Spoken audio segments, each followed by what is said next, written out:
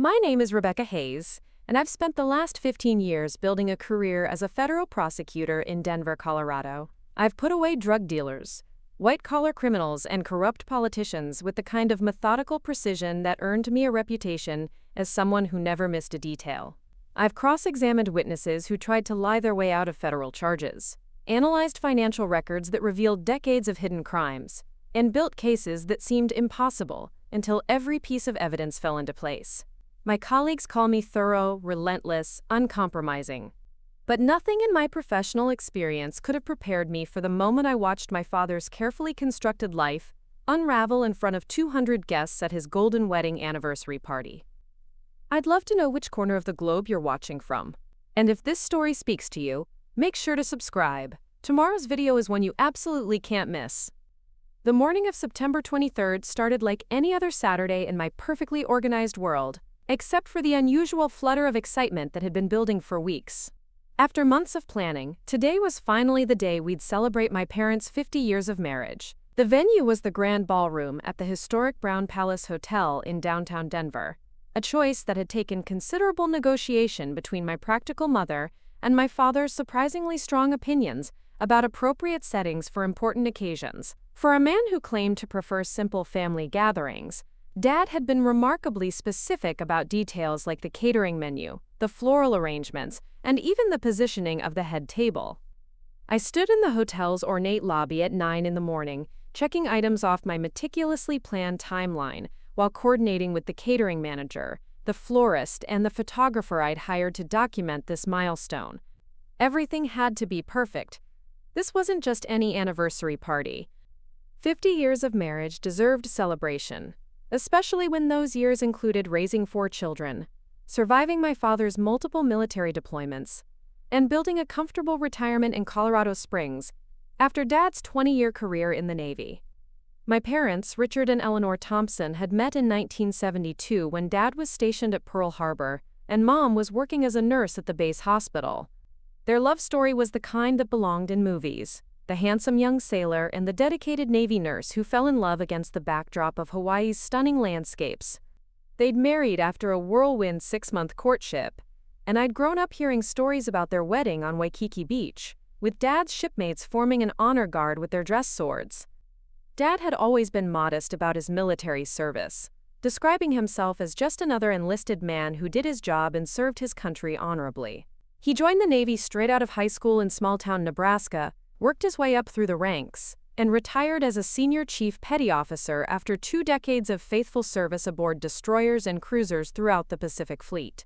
The walls of our family home were decorated with commendations, unit citations, and photographs of Dad with his various crews, but he never talked about his service in terms of heroics or exceptional achievements. He was simply a man who'd done his duty, supported his family, and earned an honest retirement. After leaving the Navy in 1992, Dad had transitioned seamlessly into civilian life, taking a position as a logistics coordinator with a defense contractor in Colorado Springs. It was steady work that utilized his military experience without requiring the constant relocations that had defined our childhood. Mom had been thrilled to finally settle in one place, to establish roots in a community where they could watch their grandchildren grow up and enjoy the stability that had been elusive during Dad's active duty years. The retirement years had been good to them. Dad spent his mornings tending an impressive vegetable garden, his afternoons reading military history books, and his evenings helping Mom with her volunteer work at the local veterans hospital. They traveled occasionally, taking cruises to Alaska and visiting the grandchildren scattered across various states, but mostly they seemed content with the quiet rhythms of a well-earned retirement. My 3 siblings and I had planned this golden anniversary celebration as a surprise, though keeping anything secret from 2 people who'd spent 50 years learning to read each other's moods and intentions had proven challenging. My older brother James, a commercial airline pilot based in Phoenix, had coordinated his flight schedule to ensure he could be present for the entire weekend. My twin sister Sarah worked as a pediatric nurse in Seattle and had used vacation time she'd been saving for a European trip. My younger brother Michael, still active duty in the Air Force and currently stationed in Germany, had managed to secure leave, despite the complicated international logistics involved. The guest list included family members from across the country, Dad's former Navy colleagues who'd maintained contact over the decades, Mom's nursing school friends, neighbors from their Colorado Springs community, and the extended network of people whose lives they'd touched during 50 years of marriage. 200 people who wanted to honor a couple whose quiet dedication to each other and their family represented something increasingly rare in a world of disposable relationships. I'd been coordinating RSVPs for months, managing dietary restrictions, arranging hotel accommodations for out-of-town guests, and handling the countless details that go into organizing a celebration of this magnitude. The logistics were complex enough that I'd actually created spreadsheets and flowcharts, approaching the event planning with the same systematic methodology I used for preparing federal cases. Every contingency had been considered, every potential problem anticipated and addressed. The invitation design had been particularly important to me. Instead of generic anniversary templates, I'd worked with a local graphic designer to create something that reflected my parents' story. The cards featured a watercolor illustration of a Navy destroyer silhouetted against a Hawaiian sunset, with elegant script detailing the celebration information. The response had been overwhelming. Former shipmates who hadn't seen Dad in decades were flying in from various states, eager to reconnect and share memories of their service together. Mom had initially protested the elaborate nature of the celebration, insisting that a simple family dinner would be more appropriate. But as the RSVPs arrived and she realized how many people wanted to honor their marriage, her resistance had gradually transformed into excitement. She'd spent weeks choosing the perfect dress, having her hair styled at the salon she'd been visiting for 20 years, and working with me to create photo displays that would showcase 5 decades of family memories. Dad's reaction to the party planning had been characteristically understated but surprisingly engaged. While he claimed to be embarrassed by all the attention, I'd caught him on multiple occasions reviewing the guest list, with what looked like genuine anticipation. He'd been particularly pleased to learn that several of his old Navy buddies would be attending, men he'd served with during various deployments but hadn't seen in years, due to the geographic distances that separated them in retirement. The morning of the party, I arrived at the Brown Palace early to oversee the final preparations. The ballroom was being transformed according to the vision I'd spent months developing. Elegant navy blue and gold decorations that honored Dad's military service, round tables arranged to encourage conversation among guests who might not have seen each other in years, and a head table positioned so that Mom and Dad would be visible to everyone in the room during the speeches and toasts I'd carefully planned. The florist was arranging centerpieces that combined white roses with blue hydrangeas, creating sophisticated displays that complemented the ballroom's historic architecture without overwhelming the space. The catering staff was setting up the bar service and preparing the hors d'oeuvre that would be served during the cocktail hour I'd scheduled before the formal dinner. The photographer was testing lighting and identifying optimal positions for capturing both candid moments and formal group shots. Everything was proceeding exactly according to my detailed timeline when the first guests began arriving at 4 o'clock. Mom and Dad had spent the afternoon at the hotel spa, a luxurious experience I'd arranged as part of their anniversary gift, and they arrived at the ballroom looking refreshed and elegant. Mom wore a sophisticated navy blue dress that complemented her silver hair, while Dad looked distinguished in the dark suit he'd purchased specifically for the occasion. The early arrivals were primarily family members and close friends, people who'd been part of my parents' lives for decades and understood the significance of this milestone. My grandparents on Mom's side, now in their 90s but still sharp and engaged, had made the journey from their assisted living facility in Omaha. Dad's sister and her husband had driven down from Wyoming, bringing with them a collection of old photographs and family memorabilia that would spark conversations throughout the evening. As more guests arrived, the ballroom filled with the sounds of reunion and celebration. Former Navy colleagues greeted each other with the easy camaraderie of men who'd shared experiences that civilians couldn't fully understand. Mom's nursing friends clustered around displays of family photographs, exclaiming over how the grandchildren had grown and sharing updates on their own retirement activities. Neighbors from Colorado Springs mingled with relatives who'd traveled from distant states, united by their affection for the couple being honored. Dad moved through the crowd with the social ease of someone accustomed to military functions and community events. He shook hands, shared brief stories, and accepted congratulations with the modest grace that had always characterized his approach to recognition. I watched him interact with his former shipmates, noting how his posture straightened slightly and his vocabulary shifted to include the technical terminology and casual profanity that seemed to be universal among military veterans. The cocktail hour was proceeding perfectly, with conversations flowing easily and the photographer capturing candid moments that would become treasured memories. The catering staff moved efficiently through the crowd, ensuring that drinks remained full and appetizers were readily available. The sound system was playing a carefully curated playlist of songs from the 1970s and 1980s, music that provided an appropriate background without overwhelming conversation. I was standing near the entrance, greeting late arrivals and directing them toward the guest book table, when I noticed a man I didn't recognize approaching the ballroom. He appeared to be in his early 70s, with the erect posture and confident bearing that immediately suggested military background. His hair was silver white, precisely trimmed in a style that spoke of decades of military grooming standards, and he wore a well-tailored suit decorated with a small pin that I couldn't identify from a distance. What struck me most about this unexpected guest was the expression on his face as he surveyed the crowded ballroom.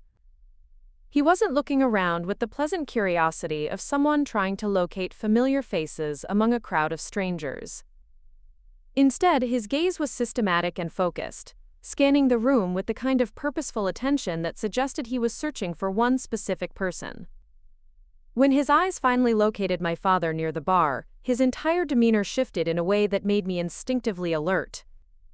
I approached him with the polite professionalism I'd developed through years of managing social and professional situations. The guest list had been carefully coordinated, but it was certainly possible that someone had failed to RSVP or that a family member had extended an invitation without informing me. Large family celebrations often included last-minute additions, and I'd learned to accommodate such situations gracefully. "Good evening," I said, extending my hand in greeting. "I'm Rebecca Hayes, Richard and Eleanor's daughter. I don't believe we've met, but welcome to the celebration." He shook my hand with a firm grip and studied my face with an intensity that felt almost clinical. "Colonel James Patterson, retired," he said, his voice carrying the crisp articulation that suggested years of military command. "I served with your father many years ago. I apologize for not responding to the invitation. I only learned about the celebration yesterday through mutual acquaintances." A lot of love and effort went into bringing this story to life. If you're enjoying it, we'd be so grateful if you'd subscribe to our channel. Now, back to where we left off. Something about the way he identified himself made me pause. The title seemed formal for a casual social introduction, and there was something in his tone that suggested this wasn't simply a friendly reunion with an old colleague. I'd grown up around military culture, and I recognized the subtle indicators that suggested this man's rank and experience were significantly different from the enlisted sailors who comprised most of Dad's former colleagues. "Of course, Colonel Patterson," I replied, though I found myself mentally reviewing the guest list and trying to remember if Dad had ever mentioned serving with anyone of that rank. "I'm sure my father will be delighted to see you. He's been looking forward to reconnecting with everyone from his Navy days." Colonel Patterson nodded, but his attention had already shifted back to the crowd, his gaze once again focusing on my father with an intensity that made me increasingly uncomfortable. There was something deliberate about his presence, something that felt less like a social visit and more like a mission. "If you'll excuse me," he said politely, "I'd like to pay my respects to your parents." I watched him navigate through the crowd, noting how other guests instinctively moved aside for him despite the fact that he wasn't being pushy or demanding attention. There was something about his bearing that commanded respect and cleared paths, an authority that seemed to operate independently of social convention. As Colonel Patterson approached my father, I felt a strange sense of foreboding that I couldn't rationally explain. The evening had been proceeding perfectly, exactly according to the timeline I'd developed and the vision I'd spent months implementing. But something about this unexpected guest's arrival felt like a disruption waiting to happen, a variable I hadn't anticipated and couldn't control. I found myself moving closer to the bar area, positioning myself where I could observe the interaction between my father and this mysterious colonel.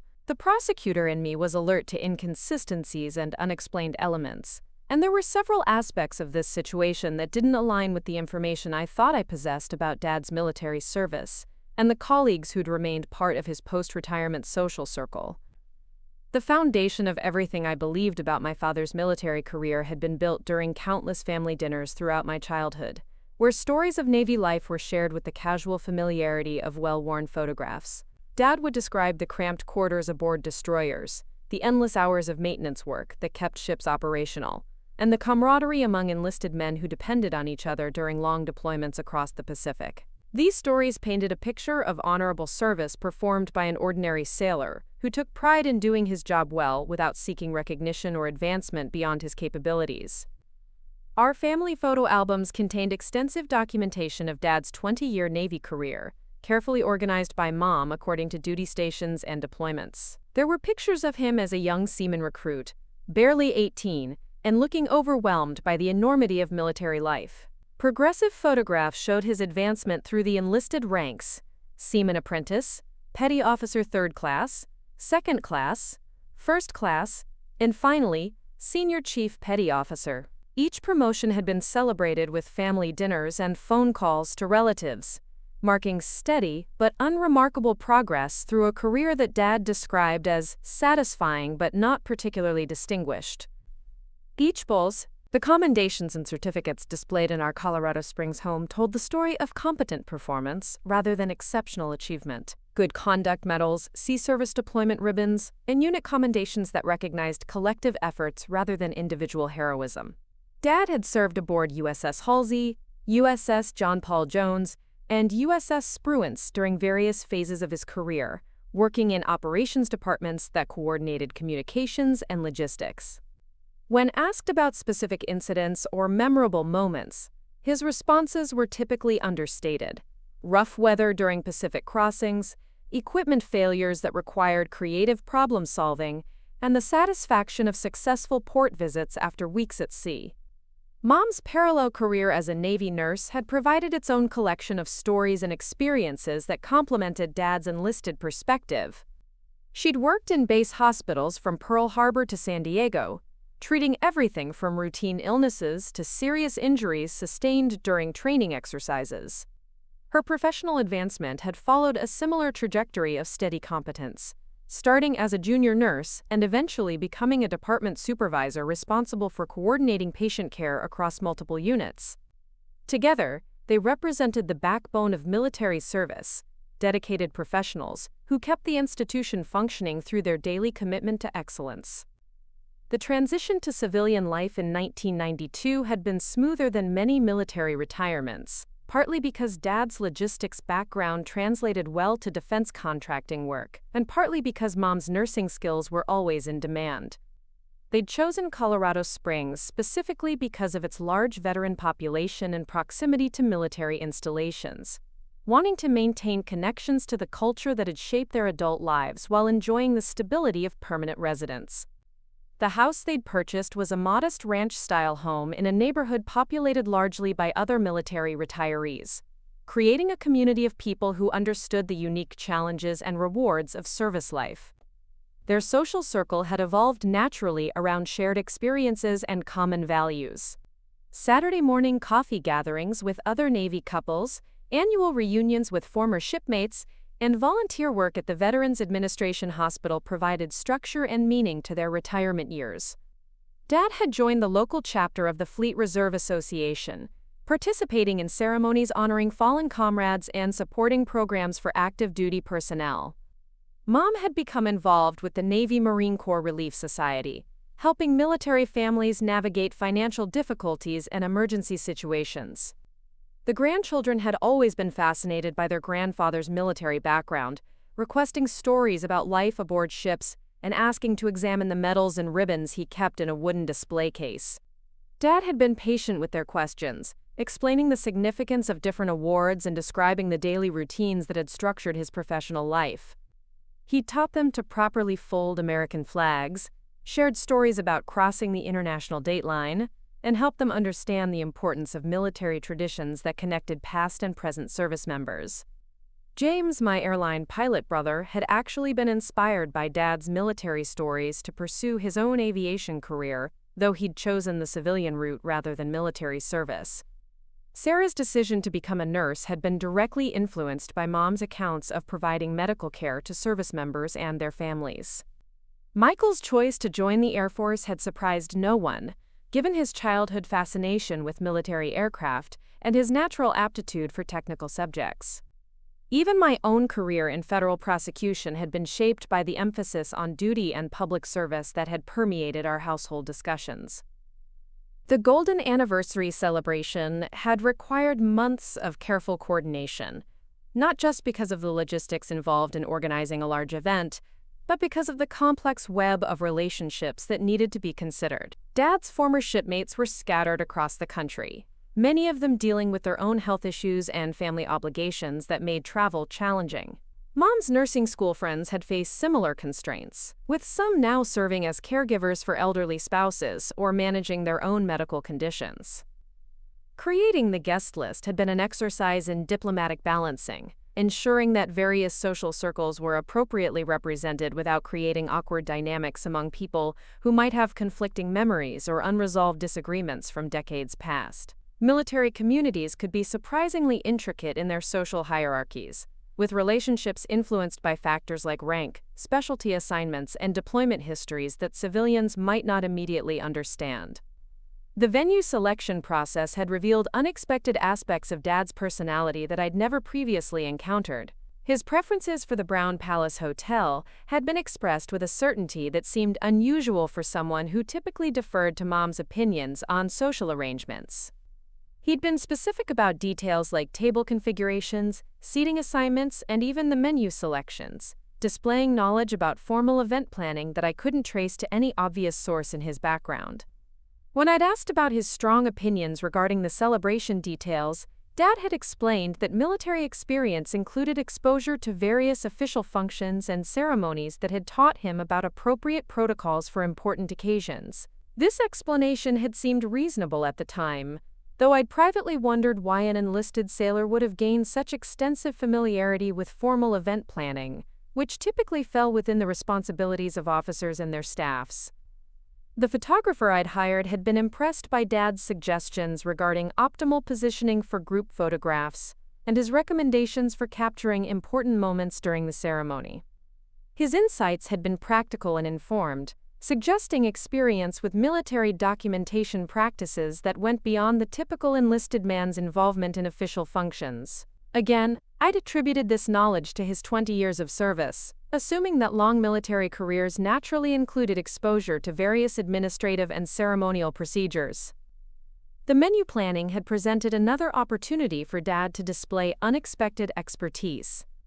His preferences for the cocktail reception had been sophisticated and specific, involving combinations of appetizers and beverages that would facilitate conversation while accommodating the dietary restrictions of an older demographic. He'd recommended wine selections that paired appropriately with the dinner courses and suggested timing modifications that would optimize the flow of the evening's activities. Mom had been delighted by Dad's engagement with the party planning, interpreting his involvement as evidence of his excitement about the celebration. She'd commented several times about how nice it was to see him taking an active interest in social arrangements, since he typically preferred to let her handle such matters while he focused on practical concerns like logistics and budget management. His participation in decisions about floral arrangements, entertainment options, and guest accommodation had represented a departure from their usual division of responsibilities.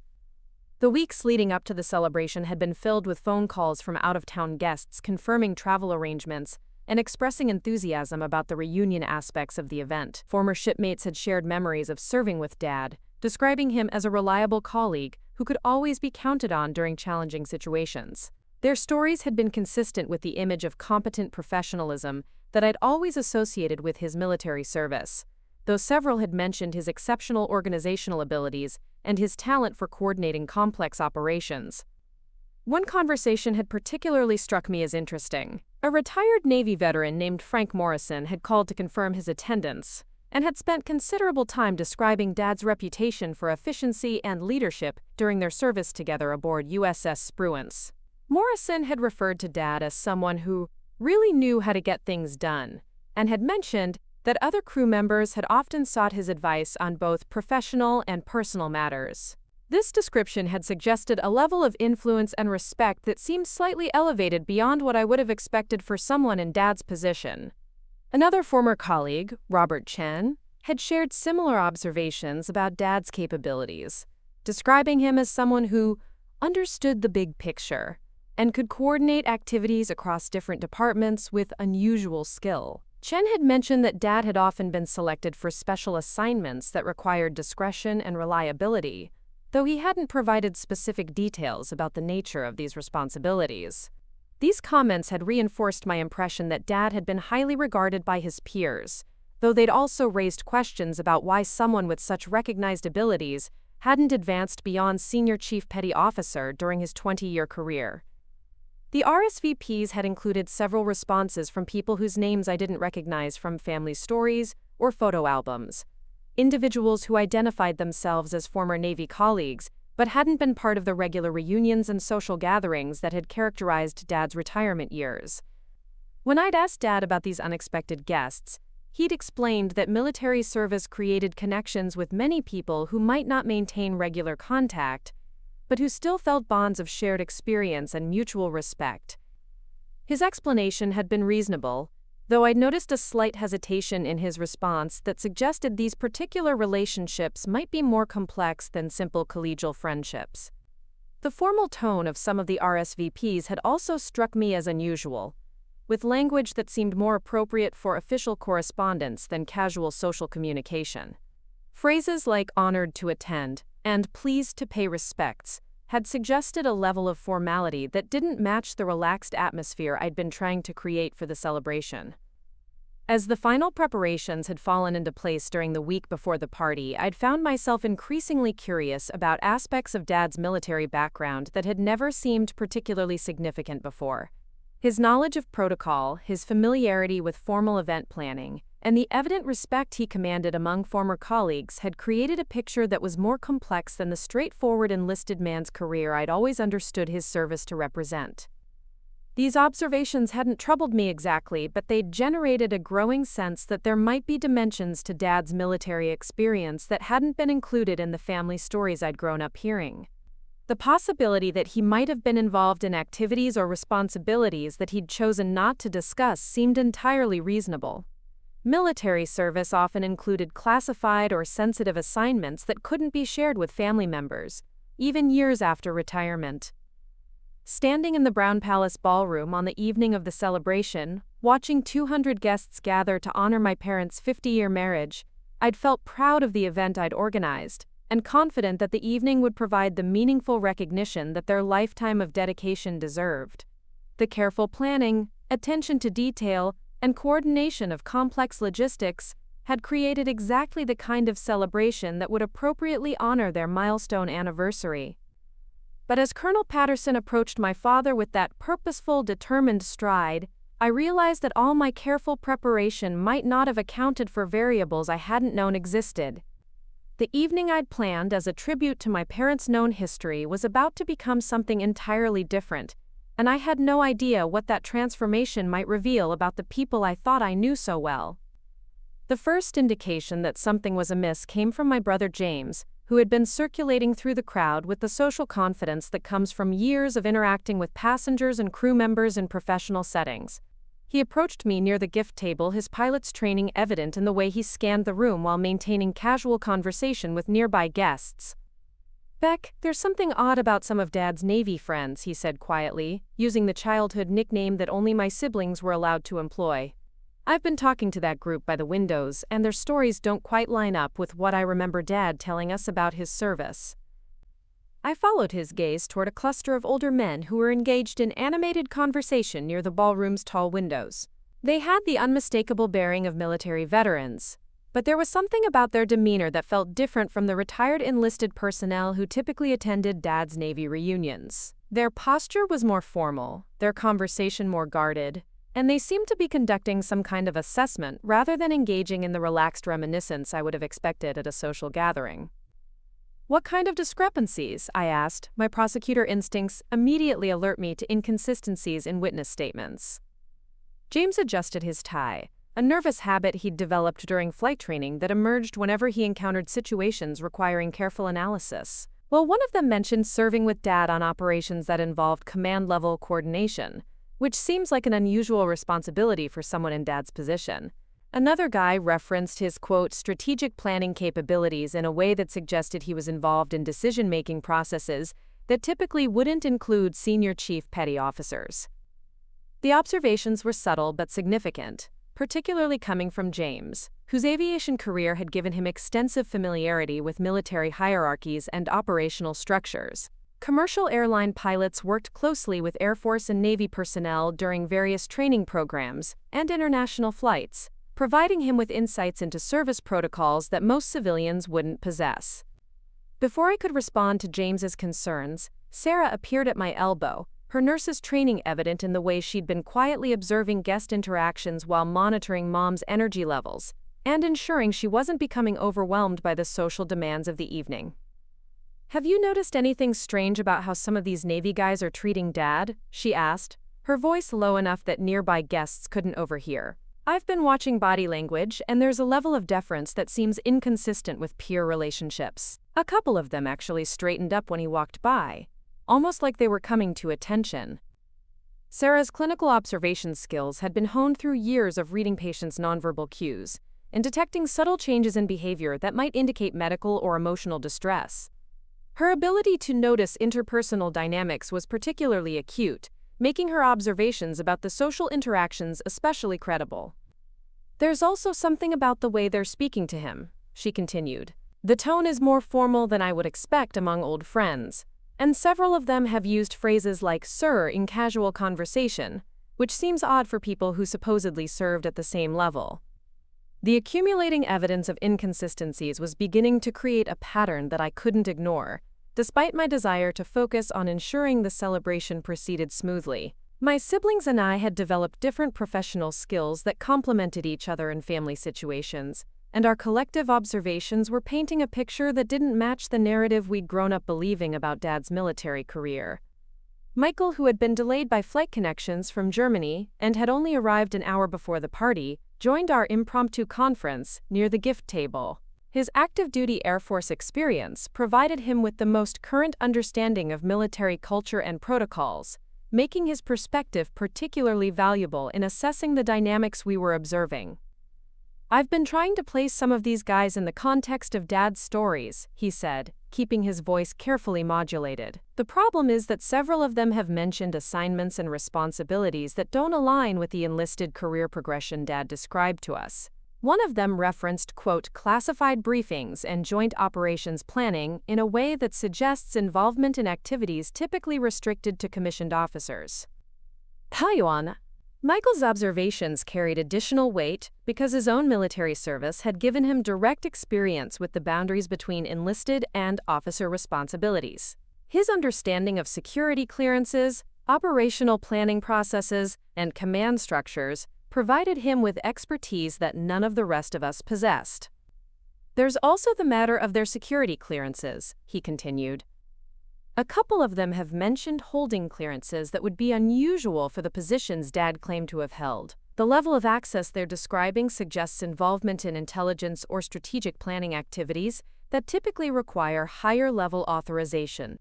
The conversation was interrupted by the arrival of Mom, who approached our group with the gracious smile she'd been maintaining throughout the evening, despite what I suspected was growing fatigue from the social demands of hosting such a large gathering.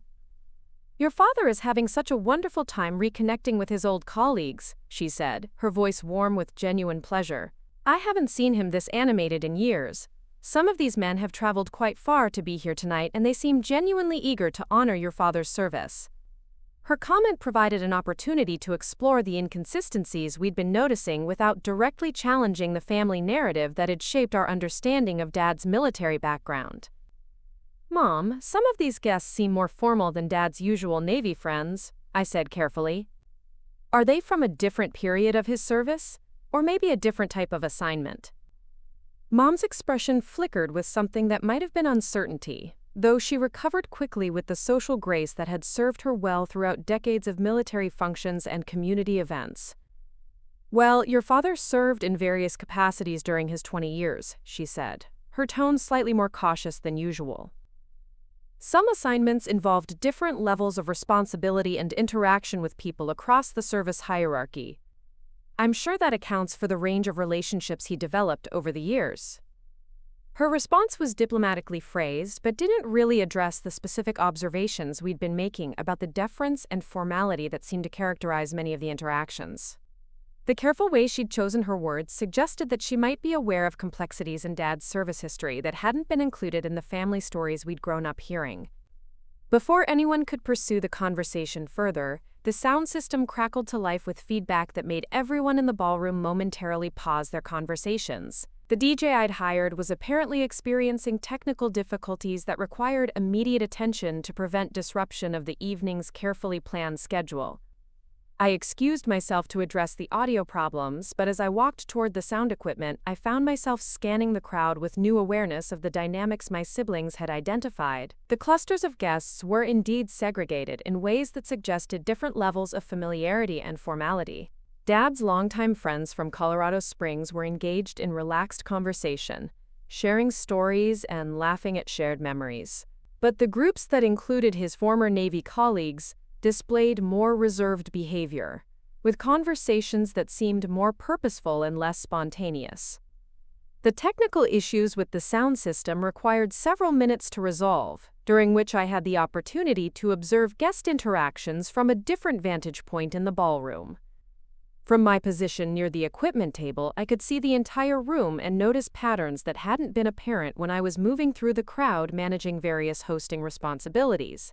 There were definitely two distinct categories of guests among Dad's former military colleagues. One group consisted of people who interacted with him as peers, sharing stories and reminiscences in the casual manner typical of reunions among equals. But a second group displayed behavior that suggested a different type of relationship, with subtle indicators of respect and deference that implied hierarchical differences that shouldn't exist among people who had served at the same rank level. The most puzzling aspect of these observations was Dad's own behavior in response to the differential treatment.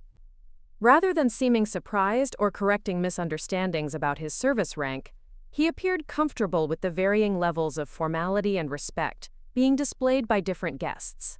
His responses to more deferential treatment suggested familiarity with such interactions, as if he was accustomed to being addressed with higher levels of respect than his stated rank would typically command. As the sound system issues were finally resolved and background music resumed at appropriate levels, I noticed Colonel Patterson engaged in conversation with one of the more formal groups of Navy veterans. His presence seemed to elevate the seriousness of their discussion, and I could see several of them glancing in Dad's direction, with expressions that seemed more concerned than celebratory. The dynamics I was observing created an undercurrent of tension that was subtle but persistent, like background noise, that becomes more noticeable once you start paying attention to it. The celebration was proceeding successfully from a logistical standpoint. Guests were enjoying themselves, the catering was excellent, and the atmosphere was festive. But there were layers of complexity in the social interactions that I was only beginning to recognize. My return to the family group near the gift table coincided with an announcement from the catering manager that dinner service would begin in 15 minutes. The timing meant that guests would soon be taking their assigned seats, creating opportunities for more structured conversations and formal toasts that I had carefully planned to honor my parents' milestone anniversary. But as I looked around the ballroom watching Dad interact with his diverse collection of former colleagues, I realized that the evening might include revelations that hadn't been part of my planning process. The careful seating arrangements I'd created to facilitate pleasant conversations among compatible guests might also provide opportunities for discussions that could challenge everything I thought I knew about my father's military service. The warning signs were subtle but accumulating, creating a sense of anticipation that felt more like apprehension than excitement. Something significant was building beneath the surface of the celebration, and I had the uncomfortable feeling that my role was about to shift from event coordinator to witness of something I couldn't predict or control. The formal dinner was scheduled to begin with a toast from James, followed by speeches from selected family members and longtime friends who had requested the opportunity to share memories and express appreciation for my parents' enduring marriage. I had carefully orchestrated the sequence of speakers to build emotional momentum throughout the evening, culminating in Dad's response to the tributes and thanks to everyone who had gathered to honor their golden anniversary. As guests began moving toward their assigned tables, I noticed Colonel Patterson positioning himself near the head table where my parents would be seated. His strategic placement wasn't accidental. He had deliberately chosen a location that would provide him with clear sightlines to Dad and optimal acoustics for any comments he might choose to make during the formal portion of the evening. The seating arrangements I had spent weeks perfecting suddenly felt inadequate for managing whatever situation was developing. I had organized tables based on shared connections and compatible personalities, creating groupings that would facilitate pleasant conversation among people who might not have seen each other in years. But I hadn't anticipated the need to manage potential confrontations or control information that might emerge during what should have been a celebratory evening. James approached the microphone I had positioned near the head table, his airline pilot experience with public address systems evident in the confident way he adjusted the equipment and tested the sound levels. The room gradually quieted as guests recognized that the formal portion of the program was beginning, conversations trailing off as attention focused on the speaker's area. "Good evening, everyone," James began, his voice carrying clearly throughout the ballroom. "On behalf of the Thompson family, I want to thank you all for traveling from near and far to help us celebrate Mom and Dad's golden wedding anniversary. 50 years of marriage is an extraordinary achievement that deserves recognition, and seeing all of you here tonight proves how many lives they've touched over the decades." The opening remarks proceeded exactly as I had planned, with James sharing family memories and expressing gratitude for the lessons our parents had taught us about commitment, service, and integrity. His speech struck the perfect balance between heartfelt emotion and appropriate humor, generating the warm response from the audience that I had hoped to achieve. But as James transitioned into comments about Dad's military service, I noticed Colonel Patterson straightening in his chair, his attention becoming more focused and intense. There was something predatory about his posture, like someone preparing to pounce at the optimal moment. "Our father taught us that service to country is one of the highest callings," James continued, "and his 20 years in the Navy provided a foundation of discipline and dedication that shaped our entire family. He served with honor as an enlisted man, working his way up through the ranks to senior chief petty officer, and he instilled in all of us the importance of doing your duty without seeking recognition or reward." The applause that followed James's comments was enthusiastic, but I noticed that some of the Navy veterans in attendance were exchanging glances that seemed more concerned than celebratory. Colonel Patterson remained motionless, his expression unreadable, but his focus entirely concentrated on my father. Sarah rose to give the next speech, her nurse's training evident in the way she monitored the room's emotional temperature while sharing stories about Mom's career and the sacrifices military spouses make to support their families. Her remarks were touching and well received, generating the kind of appreciative response that validated all the planning effort I had invested in creating this celebration. As Sarah concluded her comments and returned to her seat, I prepared to introduce the next speaker on my carefully planned program. But before I could approach the microphone, Colonel Patterson stood up with the kind of authoritative presence that commanded immediate attention from everyone in the room. "If I may," he said, his voice cutting through the ambient conversation with military precision, "I'd like to add some comments about Richard Thompson's service to our country." The request was politely phrased, but there was nothing optional about his tone. This wasn't someone asking permission. It was someone announcing his intention to speak whether permission was granted or not. The ballroom fell silent, with the kind of absolute quiet that occurs when everyone simultaneously recognizes that something significant is about to happen. Dad's face had gone completely pale, his usual composed demeanor replaced by an expression of barely controlled panic. He started to rise from his seat, perhaps intending to intercept whatever Colonel Patterson was planning to say, but Mom's hand on his arm kept him in place. Her own expression suggested that she understood the implications of the Colonel's intervention in ways that the rest of us couldn't yet comprehend. "I had the privilege of serving with Richard Thompson during some of the most challenging operations of the Cold War," Colonel Patterson began, his voice carrying the authority of someone accustomed to addressing large groups and commanding attention. What his family may not know is that the man they've honored tonight as a senior chief petty officer actually retired from the United States Navy as Rear Admiral Richard Thompson, one of the most decorated intelligence officers of his generation. The silence that followed his announcement was so complete that I could hear the ventilation system and the distant sounds of Denver traffic through the ballroom's thick windows. 200 guests sat frozen in their chairs, processing information that fundamentally contradicted everything they thought they knew about the man being honored. I felt as though someone had physically struck me, the shock of Colonel Patterson's revelation creating a sensation of falling even though I remained standing beside the speaker's table.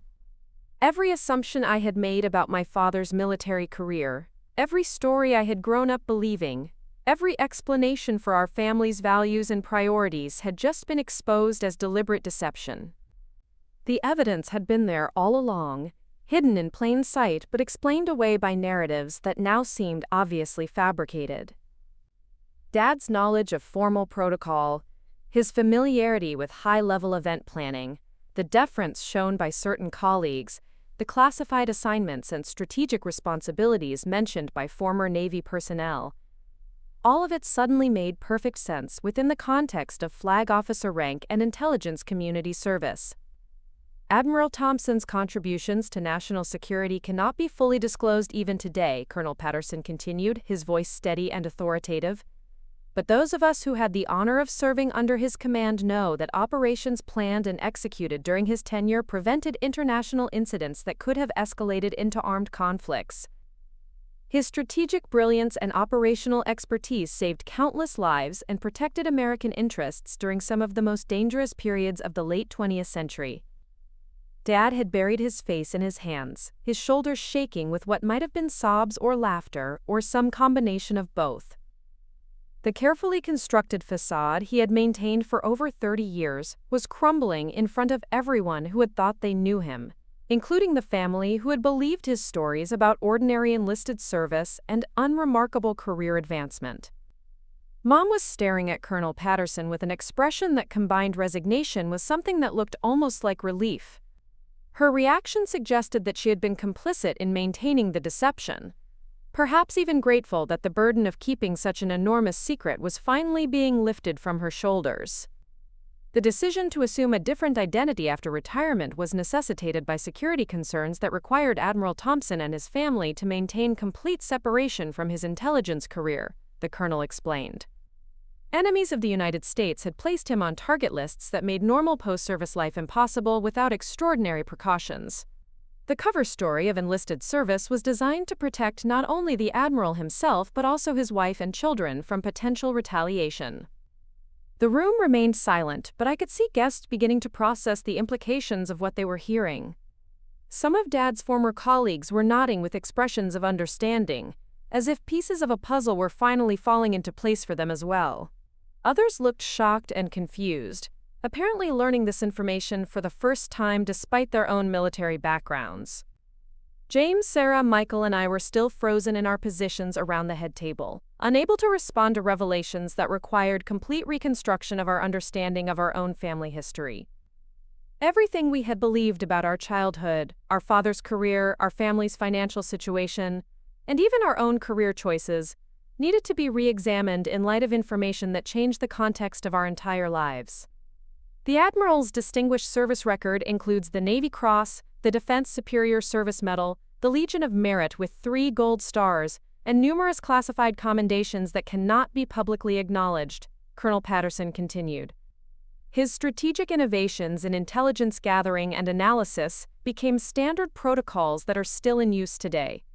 Officers throughout the intelligence community consider him a legend whose contributions to national defense will influence operations for generations to come. The formal recitation of Dad's actual accomplishments felt surreal, like hearing someone describe a character from a movie rather than the man who had taught us to ride bicycles and helped with homework assignments. This decorated flag officer and intelligence expert seemed to be an entirely different person from the modest retired senior chief petty officer who had spent 30 years gardening and volunteering at the VA hospital. But as I studied Dad's face, now visible as he looked up from his hands with an expression of defeat and exhaustion, I began to recognize features that had always been there but that I had never properly interpreted. The alertness that I had attributed to general intelligence was actually the constant vigilance of someone trained in intelligence operations. The organizational skills that had impressed me during party planning were the product of strategic thinking developed through years of complex mission coordination. The respect he commanded in various social situations reflected leadership experience at levels I had never imagined. Unfortunately, Colonel Patterson said, his tone becoming more serious, recent developments in international security have made it necessary to reactivate certain protective protocols. The Admiral's cover identity can no longer be maintained, and his family needs to understand the implications of their true circumstances. This final statement created a new level of tension in the room, suggesting that tonight's revelation was not simply a matter of historical clarification but had immediate practical consequences that would affect our family's future. The celebration I had planned as a tribute to my parents' golden anniversary had become something entirely different, a briefing on national security matters that would fundamentally alter our lives. Dad finally stood up, his composure partially restored but his voice shaking with emotion as he addressed the silent ballroom full of guests who were staring at him with expressions ranging from admiration to confusion to betrayal. "I'm sorry," he said, the words barely audible even with the microphone system. "I'm sorry for the deception, I'm sorry for the lies, and I'm sorry that what should have been a celebration has become something much more complicated. Everything I did was to protect my family. But I understand that protection built on lies creates its own kind of damage." The admission hung in the air like smoke, visible and toxic, contaminating everything we thought we had understood about truth, family, and the foundations of our own identities. The aftermath of Colonel Patterson's revelation created a chaos that no amount of event planning could have prepared me to manage. Guests were standing from their tables, some approaching Dad with expressions of awe and respect, others backing away as if proximity to a retired intelligence officer might somehow compromise their own security. The carefully orchestrated celebration had transformed into something resembling a military briefing, with conversations conducted in hushed tones and frequent glances toward the head table where my family sat in stunned silence. My prosecutor training kicked in automatically, my mind shifting into the analytical mode I used when confronted with evidence that contradicted witness testimony or challenged fundamental assumptions about a case. The revelation demanded immediate investigation, not just of the facts Colonel Patterson had presented, but of the implications for everything I thought I knew about my own life and family history. James was the first of my siblings to recover his composure, his pilot experience with emergency situations providing him with the mental framework to function, despite shocking circumstances. He approached Dad with the directness that had always characterized his personality, but his voice carried an edge I had never heard before. 30 years, he said, loud enough for nearby guests to hear. 30 years of telling us stories about enlisted service, about working your way up through the ranks, about the pride of honest labor and unremarkable duty. Was any of it true? Dad's response came slowly, his voice carrying the weight of someone who had spent decades rehearsing explanations for a conversation he had hoped would never occur. The values were true. The emphasis on duty and service was real. The stories about shipboard life and military camaraderie were based on actual experiences, even if the context was different from what I described. Different context? Sarah's nursing background had taught her to recognize evasive language from patients who were minimizing symptoms or avoiding difficult truths. You weren't scrubbing decks and standing watch like you told us. You were planning operations and making strategic decisions that affected international relations. That's not a different context. That's a completely different reality. The confrontation was attracting attention from guests throughout the ballroom, creating an audience for family dynamics that should have remained private.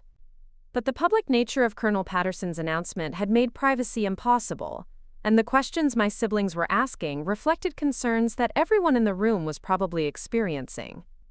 Michael, whose active-duty Air Force service provided him with the most current understanding of military hierarchies and intelligence operations, approached the situation with the systematic thinking he had developed through years of technical training and security protocols. If you were really a flag officer involved in classified operations, then our security clearances, our career choices, our entire lives have been influenced by information we weren't given, he said, his tone controlled but clearly angry. I'm currently serving in positions that require detailed background investigations. How does my family history factor into security assessments when the investigators don't have accurate information about my father's actual service record? The question highlighted complications that extended far beyond family embarrassment or personal betrayal.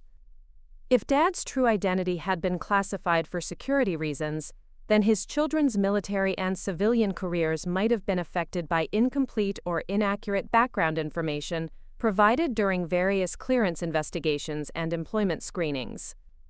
Colonel Patterson, who had been standing silently during our family's initial confrontation with Dad, stepped forward with the bearing of someone accustomed to managing sensitive discussions in high-stakes environments. "Michael raises an important point," he said, addressing all of us but speaking loudly enough for the entire ballroom to hear. "The protective protocols that required your father to maintain his cover identity have created complications that extend beyond family relationships. Your careers, your marriages, your financial decisions, and your residential choices have all been influenced by security considerations that you weren't aware of." His statement implied a level of surveillance and manipulation that was both terrifying and infuriating. The idea that our life choices had been secretly influenced by intelligence community protocols suggested that our autonomy and free will had been illusions maintained to support Dad's cover story. "What kind of surveillance?" I asked, my prosecutor instincts demanding specific information rather than vague implications. "How long has our family been monitored, and by whom?"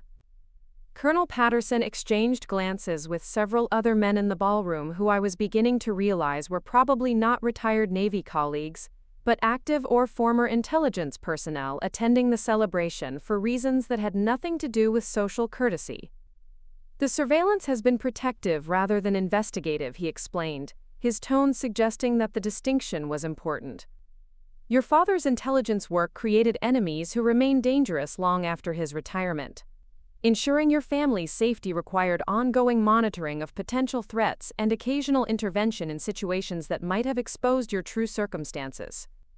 "Intervention in what situations?" Sarah demanded, her nurse's experience with patient advocacy making her unwilling to accept euphemistic explanations for invasive actions. The colonel's response required several seconds of apparent consideration, as if he were evaluating how much information could be safely disclosed in such a public setting. "College admissions, employment opportunities, residential selections, even social relationships have occasionally required adjustment to maintain the security of your father's cover identity and your family's protection."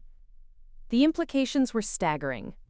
Our academic achievements, career successes, and personal relationships might have been artificially influenced by intelligence operatives working to maintain a deception we hadn't known existed. The life I had built as a federal prosecutor, the cases I had been assigned, the professional recognition I had earned, all of it might have been shaped by factors that had nothing to do with my actual abilities or merit. Mom, who had remained silent during the initial confrontations, finally spoke with a voice that carried 30 years of suppressed emotions and carefully guarded secrets. "You think this was easy for us?" she asked, her tone defensive but also pleading. "You think we enjoyed lying to our children every single day for 3 decades? You think there weren't nights when I wanted to tell you the truth about your father's service? About the reasons we made certain decisions? About the pride I felt in his real accomplishments?" Her outburst created a different dynamic in the room, shifting attention from Dad's deception to the shared burden that both parents had carried throughout our childhood and adult lives. The marriage we were celebrating had been built on a foundation of secrets that required constant vigilance and coordination to maintain. "Then why didn't you tell us?" James asked, his pilot training making him focus on decision-making processes rather than emotional complications. "At what point did you decide that the lies were more important than trust with your own children?" Dad answered this time, his voice stronger as he addressed questions about operational decisions rather than personal relationships. "The security assessment was that disclosure would increase risk to all of you. Children who knew the truth might inadvertently reveal information that could compromise not only our family's safety, but also ongoing operations and other personnel whose lives depended on maintaining classified protocols." "So our ignorance was a security feature," I said, unable to keep the bitterness out of my voice. Our trust in you was actually a vulnerability that needed to be managed. The characterization clearly stung, but Dad nodded with the honesty of someone who had spent years justifying difficult decisions to himself and was now being forced to explain them to others. Intelligence work requires compartmentalization, he said. Information is shared only with people who need to know specific details to perform their assigned roles. My role as your father required you to understand certain values and principles, but it didn't require you to know the operational context that had shaped those beliefs. Colonel Patterson was consulting his watch and exchanging signals with other personnel scattered throughout the ballroom, suggesting that the evening's revelations were operating according to some kind of predetermined timeline rather than emerging spontaneously from social circumstances. Unfortunately, he announced, recent intelligence indicates that your father's cover identity has been compromised by hostile foreign agencies. The protective protocols that have kept your family safe for 30 years are no longer effective, which is why tonight's disclosure has become necessary. The statement created a new level of fear that transcended anger about past deceptions. If Dad's true identity was now known to enemies who had spent decades trying to locate him, then our entire family might be facing immediate physical danger that we were completely unprepared to manage. What does that mean for us? Sarah asked, her nursing background making her focus on practical implications rather than theoretical threats. It means that as of tonight, you are no longer the children of retired Senior Chief Petty Officer Richard Thompson, Colonel Patterson replied. You are the adult offspring of retired Rear Admiral Richard Thompson, a man whose intelligence work created enemies who have been searching for him and his family for over 30 years. And those enemies now know exactly where to find you. The revelation transformed our golden anniversary celebration into something resembling a national security briefing, with implications that would fundamentally alter not just our understanding of the past, but our plans for the future. The protected life we had enjoyed without knowing it was ending, and we had no idea what would replace it. The immediate consequence of Colonel Patterson's security briefing was the rapid dissolution of what had been intended as a joyous family celebration. Guests began departing with expressions of confusion and concern, many of them clearly uncertain about what they had witnessed, and unsure whether they were now privy to classified information that might affect their own security status. The elegant anniversary party I had spent months planning had become a security incident requiring damage control and threat assessment. Within an hour of the colonel's announcement, the Brown Palace ballroom had been cleared of civilian guests, leaving only family members and what I now understood were intelligence personnel who had been attending under various cover identities.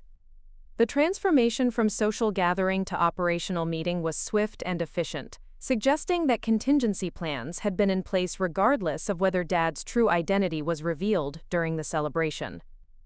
The hotel management, clearly experienced with sensitive government functions given Denver's proximity to various military installations and federal agencies, efficiently arranged for a private conference room where our family could continue discussions without concern about civilian oversight or media attention.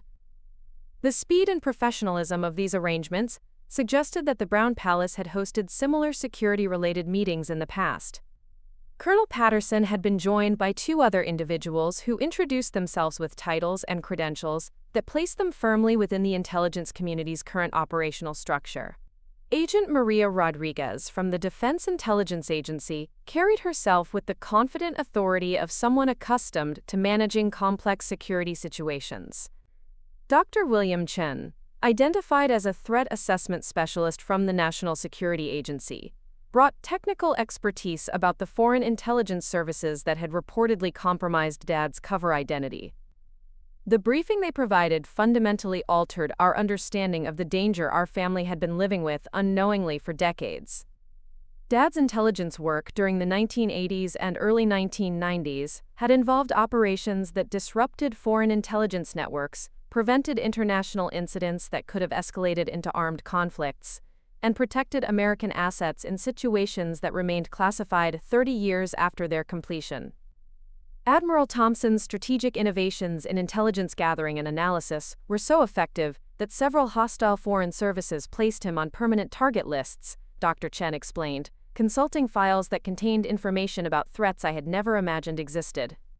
The cover identity was established because traditional witness protection programs were inadequate for someone whose intelligence work had created enemies at the highest levels of foreign governments. Agent Rodriguez supplemented this information with current threat assessments that painted a picture of ongoing danger that had been carefully managed through decades of protective surveillance and operational security measures.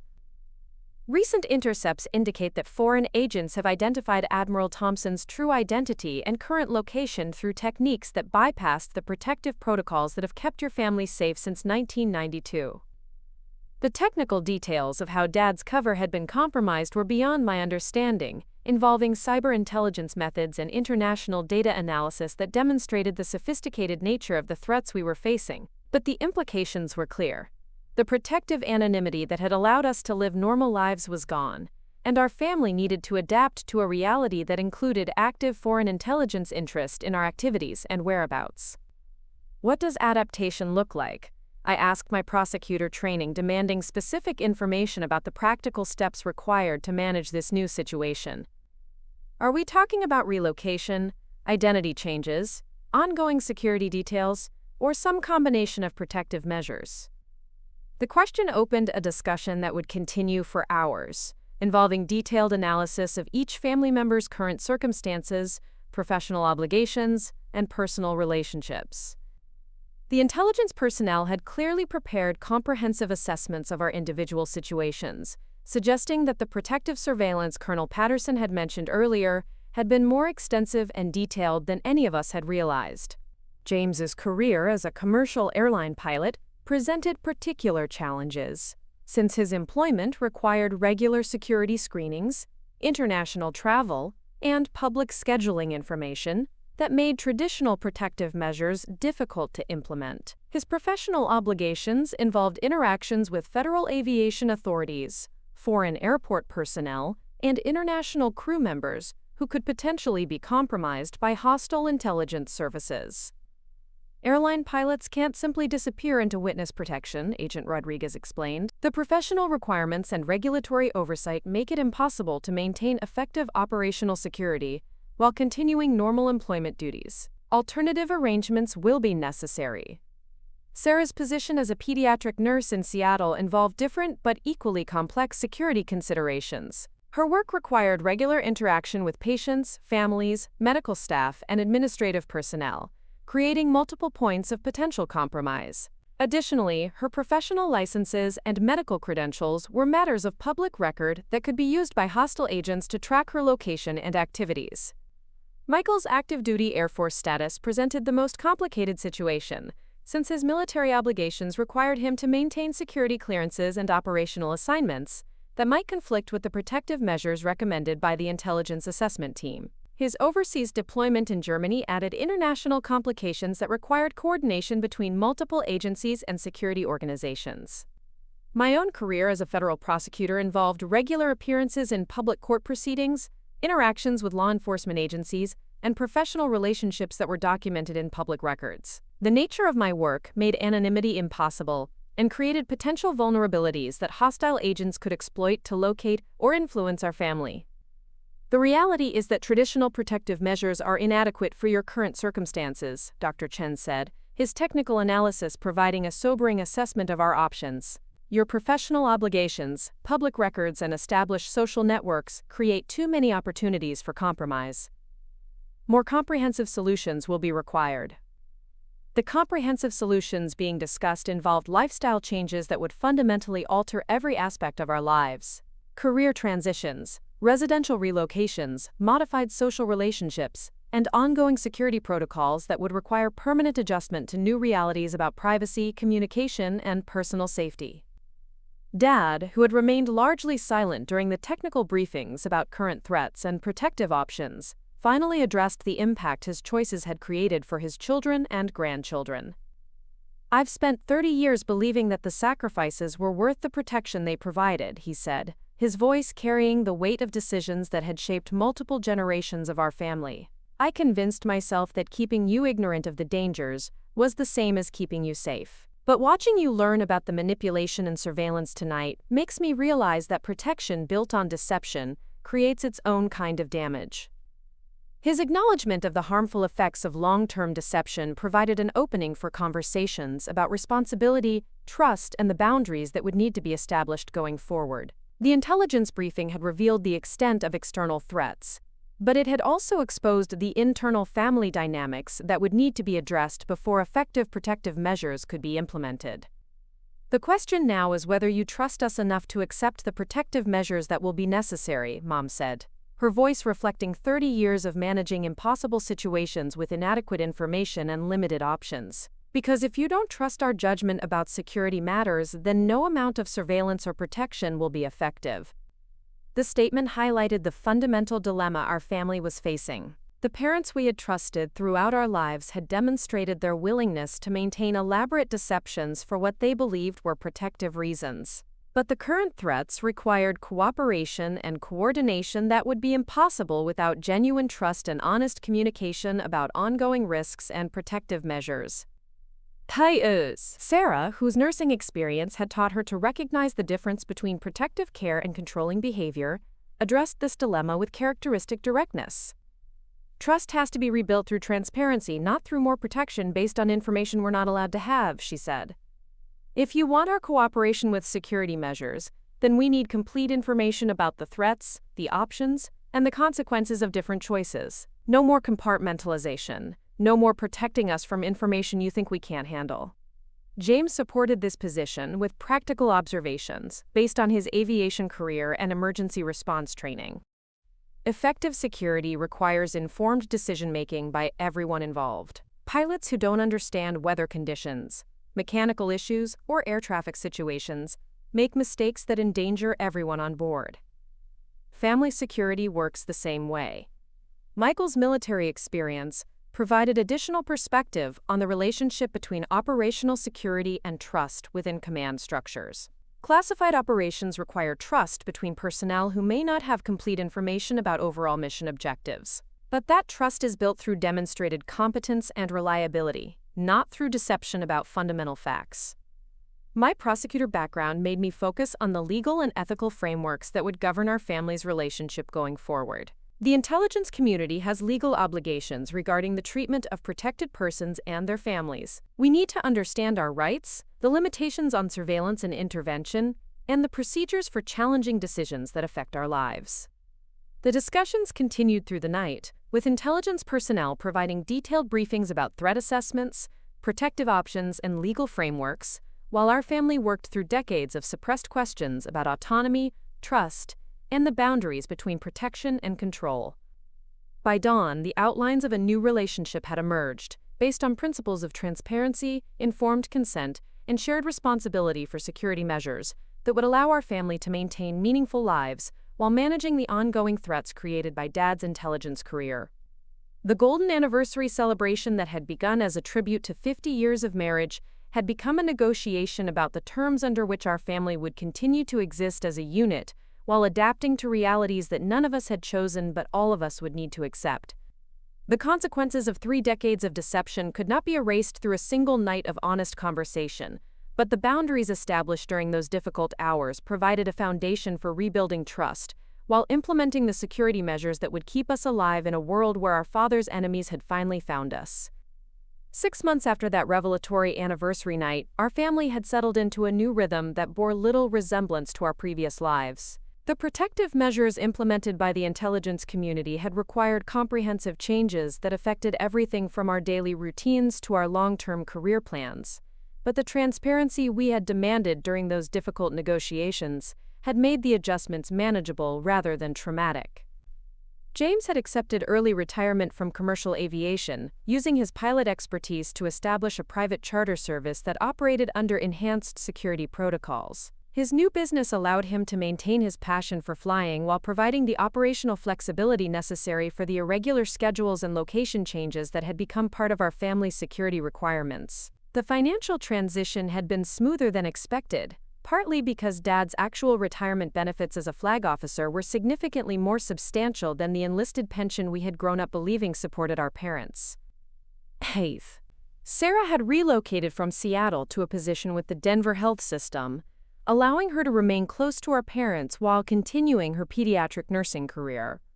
Her new role involved consultation work with military families, drawing on her personal experience with the challenges of security-conscious parenting. The irony that she was now helping other families navigate situations similar to what we had unknowingly lived through was not lost on any of us. Michael had requested transfer to assignments that accommodated his family's security requirements, finding that his background as the son of a distinguished intelligence officer actually enhanced rather than complicated his military career prospects.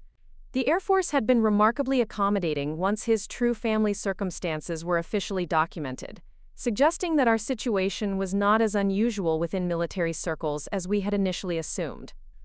My own transition had involved the most significant professional changes, requiring me to leave federal prosecution for a position with a private security consulting firm that specialized in protecting high-risk individuals and their families. The career shift had initially felt like a step backward, but the work proved more intellectually challenging and personally meaningful than I had anticipated.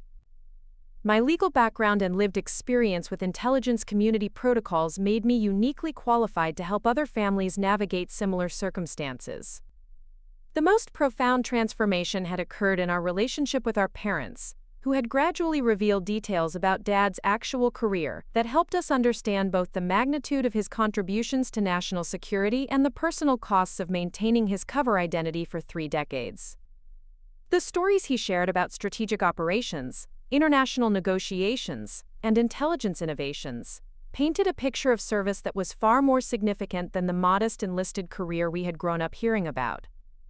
Mom's parallel journey of disclosure had been equally illuminating, revealing her own role in maintaining operational security while managing the psychological challenges of raising children who couldn't know the truth about their family's circumstances. Her nursing career had provided essential cover for the family's frequent relocations and her access to medical information that helped intelligence personnel monitor potential security threats. The marriage we had gathered to celebrate had indeed lasted 50 years, but it had been tested by challenges that few couples ever face. The shared burden of maintaining elaborate deceptions while protecting their children from dangers they couldn't understand had required extraordinary levels of trust, communication, and mutual support. Learning about these pressures had actually increased our respect for their relationship, rather than diminishing it. Our extended family relationships had required careful management, since relatives who had attended the anniversary celebration had been exposed to classified information that required follow-up security briefings and ongoing monitoring. Some family members had struggled with the revelations more than others, leading to strained relationships and modified contact protocols that we were still learning to navigate.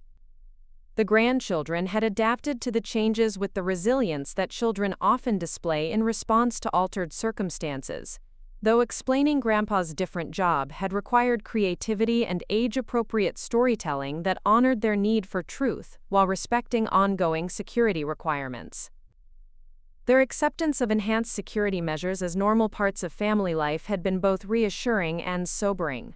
The threats that had necessitated revealing Dad's true identity had been effectively neutralized through coordinated international intelligence operations that we were not briefed on in detail.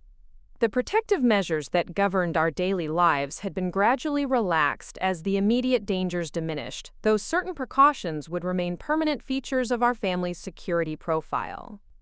The most unexpected outcome of the entire experience had been the strengthening of our family bonds through the process of rebuilding trust based on complete honesty rather than protective deception. The conversations that had begun during that difficult night at the Brown Palace had continued through months of family meetings, counseling sessions, and gradual disclosure of information that helped us understand our own lives from entirely new perspectives. Dad's decision to write a memoir about his intelligence career, with appropriate security review and classification protocols, had provided an outlet for sharing stories that had been suppressed for decades. The book project had become a family collaboration, with each of us contributing perspectives on how his covert career had shaped our own development and choices in ways we were only beginning to understand.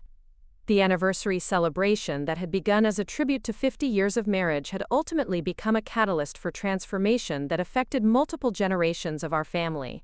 The elegant party I had planned to honor my parents' enduring love had evolved into something far more complex and meaningful. a recognition that the strongest relationships can survive even the most challenging tests of trust and honesty. Looking back on that night, I realized that Colonel Patterson's dramatic revelation had actually been a gift, freeing our family from the burden of secrets that had influenced every aspect of our lives while we remained unaware of their existence. The truth about Dad's service had been more impressive than any story we could have imagined, and the love that had sustained our parents through decades of impossible circumstances was more admirable than any conventional romance. Our family had learned that authentic relationships require courage, the courage to share difficult truths, to accept complex realities, and to rebuild trust when it has been damaged by even well-intentioned deceptions. The golden anniversary we had celebrated marked not just 50 years of marriage, but the beginning of a new chapter based on complete honesty and mutual respect for each other's strength and resilience. The man we had honored as a devoted husband and father had also been a distinguished military officer whose contributions to national security would influence American defense capabilities for generations. The woman we had celebrated as a supportive spouse and dedicated mother had also been a skilled operative, who had successfully maintained one of the most complex cover identities in intelligence community history. And the children who had grown up believing they were living ordinary lives had actually been raised by extraordinary parents whose love had been tested and proven under circumstances that most families never face. The revelation had changed everything about our understanding of the past, but it had also confirmed the most important truth of all, that our family's bonds were strong enough to survive even the most shocking discoveries and emerge stronger than before.